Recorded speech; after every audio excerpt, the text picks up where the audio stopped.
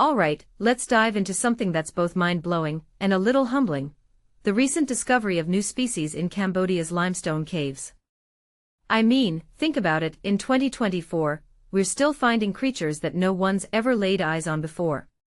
It's like nature's still got a few tricks up its sleeve, right?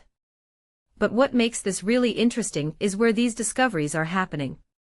Cambodia's karst landscapes, these rugged, cave-riddled terrains, are basically nature's own laboratories. Each cave, each hill, is like its own little island of evolution, where species are adapting in ways we're only beginning to understand. Now let's talk about the stars of the show, a turquoise pit viper, a flying snake, and several geckos. Personally, I think the flying snake steals the spotlight here. I mean, it's not actually flying, it's gliding, but still, that's wild. And the turquoise pit viper. That's nature flexing its creativity. But here's the thing, these species aren't just cool discoveries, they're reminders of how much we still don't know about our planet. In my opinion, this raises a deeper question: how many more species are out there, waiting to be found, and what are we doing to protect them? One thing that immediately stands out is the isolation of these ecosystems. Each cave is like its own world, with species evolving independently. Evolutionary biologist Lee Grismer calls it a vignette of biodiversity, and I think that's such a beautiful way to put it. But here's where it gets tricky: these habitats are under threat.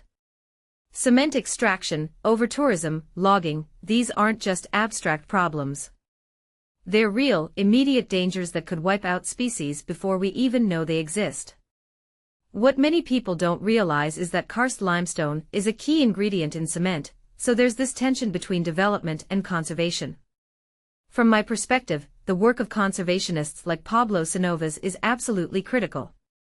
He and his team are out there, literally in the dark, searching for these creatures. Imagine trekking through sharp, rocky terrain at night, torch in hand, looking for snakes and geckos. It's not glamorous, but it's essential.